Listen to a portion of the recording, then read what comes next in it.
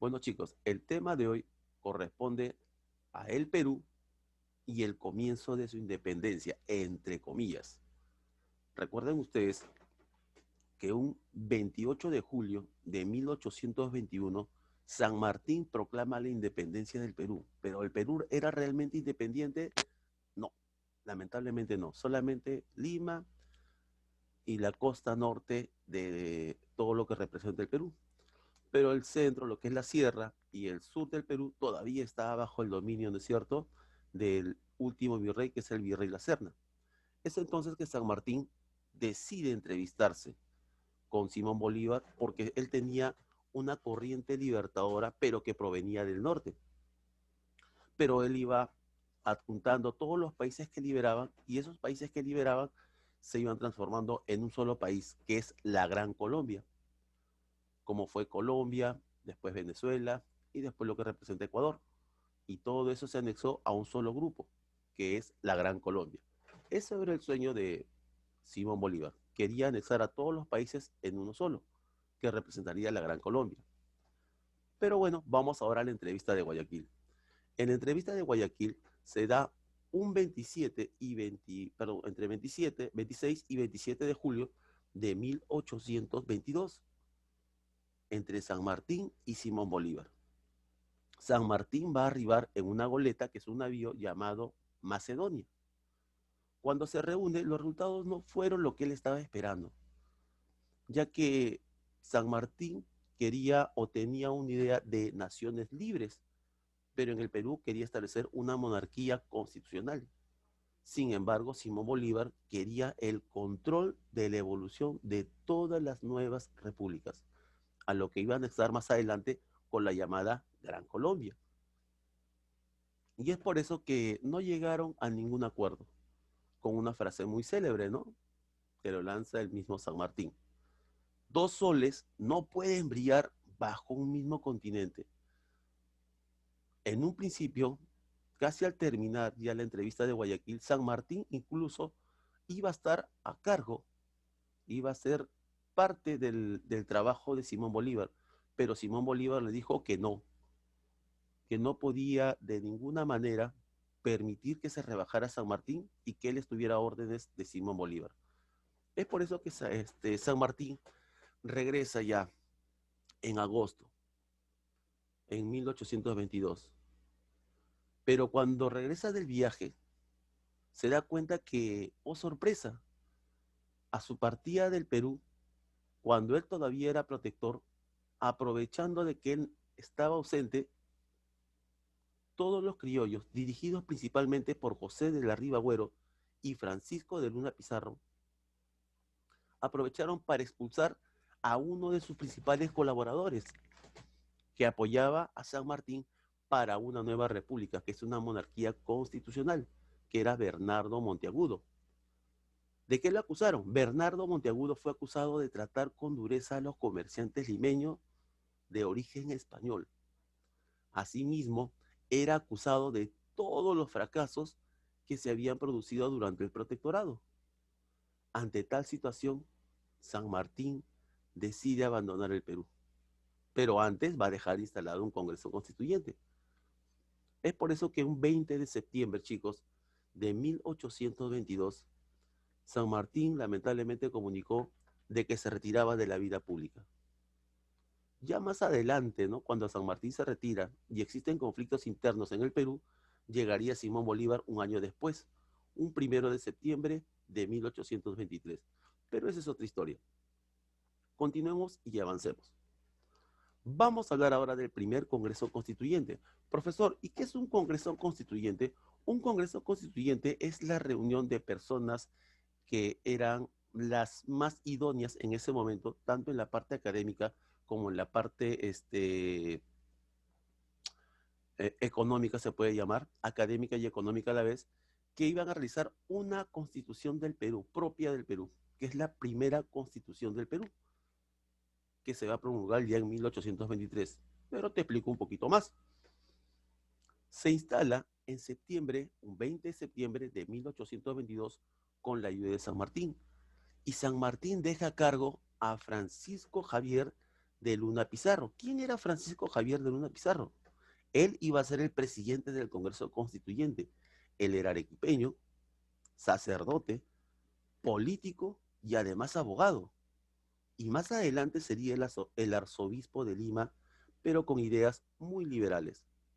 Y además dejaba también a cargo a José Faustino Sánchez Carrión, más conocido como el Solitario de Sayán. San Martín iba a ser o iba a formar parte del Congreso Constituyente, pero él renuncia a su cargo como protector del Perú.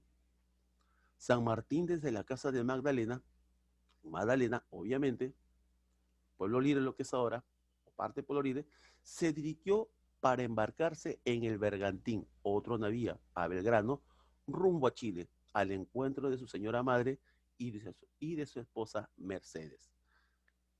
El Congreso Constituyente le agradeció su obra y respeto y servicio a su independencia y le concedió el título a San Martín de fundador de la libertad del Perú, chicos. Ok, profe. Este Congreso Constituyente dijo, necesitamos de todas maneras un líder que maneje las riendas ahora que el Perú ya es una república. Pero ¿a quiénes? ¿Cómo? Las personas más idóneas en ese momento también era un militar, porque estábamos dentro del entrampamiento no solamente de la parte civil, sino de la hegemonía militar, porque recién se había, entre comillas, proclamado la independencia y el Perú ya era una república.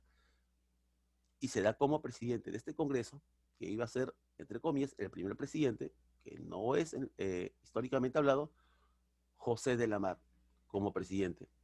José de la Mar era un general peruano, pero que había nacido en Cuenca, Quito, lo que es Ecuador, pero que en ese momento todavía había litigios por si era parte del Perú o no. Además también estaba Felipe Antonio Alvarado, que era un jurista y militar argentino, y además era hermano de un general, que más adelante lo vamos a reconocer, que se llama Rudecindo Alvarado. Y además de eso también estaba Manuel Salazar Ibaquíjano, que era un noble criollo nacido en Lima, pero cuando firmaba y realizara cualquier tipo de actividad, firmaba con el título de conde de Vista Florida, chicos. Ok, el Congreso Constituyente del Perú estaba conformado por abogados, por eclesiásticos, por médicos, comerciantes, empleados, militares, propietarios y así. Como te estaba mencionando, era la clase más diplomática, más académica y más comercial que representaba justamente la unión para formar una buena constitución. ¿Qué es lo que hizo este Congreso Constituyente? Lo primero que hizo fue el triunvirato a cargo del Ejecutivo. Profe, ¿y qué es un triunvirato? El triunvirato es la división de poderes que tiene un Estado o una república, que en este caso vendría a ser el poder ejecutivo, el poder legislativo y el poder judicial. Además de que se encargó el Congreso Constituyente, obviamente, de la redacción para las bases de una constitución política peruana. Y se dio además la primera expedición a intermedios. Profesor, cuando habla de expedición a intermedios, ¿a qué se refiere? Se refiere a que el mismo Congreso había determinado que de todas maneras teníamos que acabar con el yugo de los españoles, tanto en la sierra como en el sur del Perú. Esas fueron las tres principales obras. Ahora, vamos a mencionar de acá. El Congreso, el 16 de noviembre de 1822, va a aprobar las bases de la Constitución Política del Perú. Aprueba las bases. Y el 12 de noviembre, pero de 1823, se promulgó la primera Constitución. Te cuento algo de esta primera Constitución Política del Perú. Esta Constitución nunca se llevó a cabo, nunca se ejecutó y nunca fue ordenada o nunca fue respetada. Porque cuando se ejecutó y cuando salió esta Constitución, ya había llegado Simón Bolívar y cambiaron todos los planes. Ok, estamos ahora con el Congreso Constituyente. ¿Todo era paz, todo era tranquilidad? No necesariamente. Vamos a una de las obras, que en este caso vendría a ser la primera expedición de intermedios, perdón. El objetivo de esta primera expedición era terminar la guerra con las tropas del virrey de la Serna, que estaban entre Jauja, Cusco y el Alto Perú. Cuando hablamos del Alto Perú estamos hablando de Bolivia. El plan de esta expedición había sido elaborado por San Martín, por la Junta Gubernativa, y envió una expedición a cargo y al mando de el general Rudecindo Alvarado, justo lo que te estaba mencionando, que es hermano de Felipe Antonio Alvarado, también es argentino. Y su segundo al mando era Guillermo Miller, otro general. Lamentablemente, la mala dirección de Alvarado y la destreza de los generales españoles, tanto Valdés como Canterac, determinaron que esta primera expedición fuera totalmente un fracaso. Y son derrotados en las batallas de Torata y Moquegua entre el 19 y 21 de enero. Es por eso que acá te puedo mencionar, como puedes ver en la figura, las batallas de Torata y Moquegua, donde estaba a cargo Rudecindo Alvarado, y obviamente son derrotados. Uy, profe, ¿qué pasó? Continuaron entonces con las diferentes batallas, se rindieron tan rápido. No, chicos, vamos ahora al motín de Balconcillos. Te cuento algo. Al notar los oficiales peruanos que se encontraban en Lima y se dieron cuenta del fracaso del Congreso Constituyente, comandados por un arzobispo, comandados por un eclesiástico y comandados a la vez por otro peruano, ¿no es cierto?, que representaba la alta corte, que en este caso vendría a ser a José de la Mar, se dieron cuenta de que no se manejaba bien las cosas. Y es donde ellos mismos deciden amotinarse. Por eso es el motín de Balconcillos, que es en Miraflores. ¿En qué consistía? Este motín de Balconcillos es el primer golpe de Estado que se da en el Perú y se dio el inicio al caudillaje militar, lo que representaría más adelante el primer militarismo, chicos. Estos oficiales peruanos firmaron una solicitud un 23 de febrero de 1823. ¿Dónde? En Miraflores. ¿En qué zona de Miraflores? Balconcillo. ¿Qué querían? Ellos no querían un triunvirato, no querían representantes. Ellos querían un líder. Y claramente en su solicitud decía, queremos un líder que ordene y sea velozmente obedecido.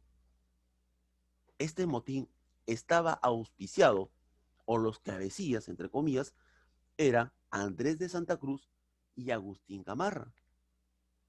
Y entre ellos conversaron y delegaron para que ya no existiera como Congreso o al Congreso como si fuera el líder de lo que representa el Perú, ni la junta militar que tenía el Perú.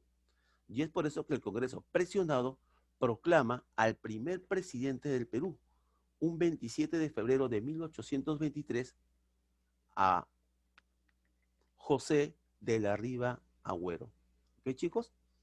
Cuando hablamos de José de la Riva Agüero, él desarrolló una administración muy activa, pero todavía estaba en guerra. Algo que sí te voy a mencionar es que él va a reorganizar la Marina, va a solicitar la ayuda de Chile, de Argentina y Colombia. Colombia más adelante lo ayudaría con 6.000 hombres, mismo Bolívar. Y su función principal era más que nada dejarle un espacio para la llegada de Simón Bolívar. Ah, profesor, significa que José de la Riva Agüero no es que tenía planes de quedarse en el poder, sino que tenía conexiones de Simón Bolívar y él estaba marcando el territorio para la llegada de el mismo Simón Bolívar. Así es, chicos. Por eso que acá te menciono, dentro de las letras que están más grandes, que José Mariano de la Riva Agüero y Sánchez Boquete, así se llamaba él, que nació en Lima un 3 de mayo de 1783 y fallece un 21 de mayo de 1858, fue un militar y político peruano. Fue obviamente prócer para la independencia hispanoamericana. Fue presidente del Perú en 1823. Pero caso curioso, fue el primer jefe de Estado del Perú y en llevar el título de presidente de la República y lucir por primera vez la banda presidencial bicolor como distintivo del poder que ejercía, aunque este aún no fuera de facto. Es decir, se dio bajo un golpe de Estado este presidente y nunca por una voluntad expresada en elecciones, como normalmente se hace y como debería de ser. ¿Qué, chicos? Vamos a seguir avanzando. Ahora, cuando estamos hablando de José de la Riva Agüero, ya como presidente, él lanza una segunda expedición. Y en esta segunda expedición es penetrar ya al Alto Perú. En el Alto Perú quería derrotar completamente al virrey de la Serna y manda a penetrarlo con muchos hombres. La expedición a intermedios, ordenada por Ribagüero, arriesgó todo. Y el personaje que lo apoyó, o el que ayudó, o el que tenía el mando de estas tropas peruanas, era el general Santa Cruz. Y era apoyado por Agustín Gamarra, con 5.000 soldados, y más adelante se reunirían 6.000 soldados más que eran de las órdenes colombianas, en este caso enviados por Simón Bolívar. ¿Dónde tuvieron batallas? En Arica, Moquegua y Tacna, en junio de 1823. Las fuerzas patriotas en un principio tuvieron éxito y ocuparon obviamente las ciudades de La Paz y Oruro y en lo que representa actualmente la actual Bolivia. Derrotaron a los mismos españoles en la batalla de Cepita, un 25 de agosto de 1823. Lamentablemente Santa Cruz creyó que ya las fuerzas realistas habían sido derrotadas y se retira, pero no esperaba que les presentara batalla y ordenó una retirada. Y finalmente se retira pensando de que había logrado una victoria, lo cual no lo fue. Los realistas se volvieron a rearmar y en junio del mismo año los mismos españoles llegaron a tomar la capital del Perú, que en este caso vendría a ser Lima. En la imagen te puedo mencionar todo lo que es el gobierno de José de la Riva Agüero. Se hizo un préstamo de 1.200.000 libras esterlinas de Inglaterra, que estaba apoyando obviamente al Perú, porque también quería beneficios. Obtiene la primera armada, llegada de tropas colombianas y se realiza la batalla de Cepita en la segunda expedición de los puertos intermedios. Como puedes ver, para resumir todo lo que hemos trabajado, traducción, entrevista de Guayaquil, fracaso. Dos soles no pueden brillar bajo un mismo continente.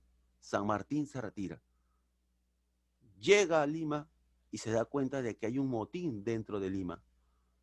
Al ver que hay un motín, no lo reconocía Simón Bolívar, ya no lo estaban reconociendo políticamente en el Perú, renuncia.